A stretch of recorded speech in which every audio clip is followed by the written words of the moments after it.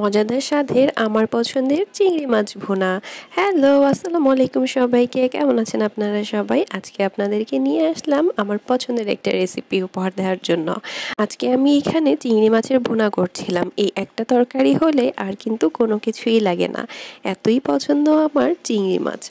তো প্রথমেই আমি এখানে তেলে পেঁয়াজগুলো ভালো করে ভেজে নিচ্ছিলাম। তো পেঁয়াজটা অনেকটাই ভাজা হয়ে আসলে এই যে দেখেন আমার চিংড়ি মাছগুলা এখানে আমি দিয়ে দিলাম ওই পেঁয়াজ আর তেলের মধ্যেই। পেঁয়াজগুলো ভাজার পাশাপাশি আমি এখানে মাছগুলো ভেজে নিব। আর প্রথমে এখানে আমি মশলাগুলো দিয়ে নিচ্ছিলাম, সাথে লবণ, হলুদ আর মরিচ। এইটা দিয়ে আমি এখন ভালো করে নাড়াচাড়া করে নেব, তাহলে মাছগুলোও ভাজা হয়ে যাবে, পাশাপাশি এখন পেঁয়াজগুলোও একদম মশলার সাথে মাখো মাখো হবে। তারপরে আমি আস্তে আস্তে পানি অ্যাড করে নেব।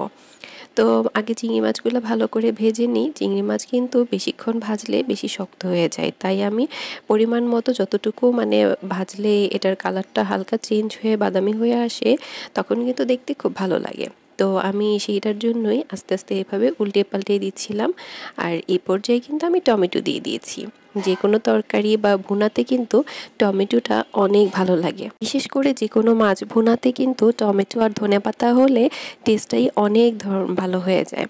আর এইখানে টমেটোটাও কিন্তু আমি এই মশলা আর তেলের মধ্যেই ভেজে নিচ্ছি। টমেটো থেকে অল্প একটু পানি ছেড়েছে, তো সেটা দিয়ে কিন্তু খুব ভালোভাবে কষানো হয়ে যাচ্ছে। এর পর্যায়ে কিন্তু আমি এখানে পানি অ্যাড করে দিলাম। ভালো করে ভাজা যখন হয়ে যাবে তখন আমি এখানে পানি দিয়ে ভালো করে নেড়ে চেড়ে তারপরে ঢেকে দেব। তো এটা কিছুক্ষণের জন্য সিদ্ধ করব, যেহেতু মাছটা আসলে ওইভাবে করে সিদ্ধ করার কিছু নেই, ভাজাতেই কিন্তু চিংড়ি মাছ খেয়ে ফেলা যায়। আর তখন কিন্তু আমি 3 ধরনের মশলা দিয়েছিলাম। আর এখানে এখন আমি ধনিয়া আর জিরা এই 2টা মশলা ইউজ করে এটা মিশিয়ে নিচ্ছি। আর জিরাটা কিন্তু সবার লাস্টে দিলেই ভালো হয়, এজন্য আমি প্রথমের দিকে দিইনি, এই পর্যায়ে দিয়ে দিলাম। আর এই তো এখন আমি ঢেকে দিলাম। তো কিছুক্ষণ পরেই দেখলাম যে এটা একদম শুকনা শুকনা পর্যায়ে চলে আসছে। তারপরে কিন্তু আমি এই পর্যায়ে দিয়ে দিব কাঁচামরিচ। কাঁচামরিচটা দিলে কিন্তু ভুনাতে খুব ভালো লাগে খেতে। আর এই যে দেখেন একদম মাখো মাখো ঝোল হয়ে গিয়েছে। তো এ পর্যায়ে আমার পছন্দের ধনিয়া পাতা দিয়ে দিলাম। আর এখন কিন্তু খুবই লোভনীয় হয়ে গিয়েছে আমার তরকারিটা খেতে।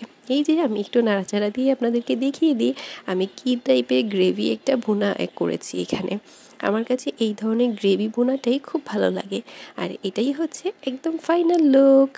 আজকের ভিডিওটা এ পর্যন্তই। সবাইকে পাশে থাকার জন্য অসংখ্য ধন্যবাদ। আল্লাহ হাফেজ।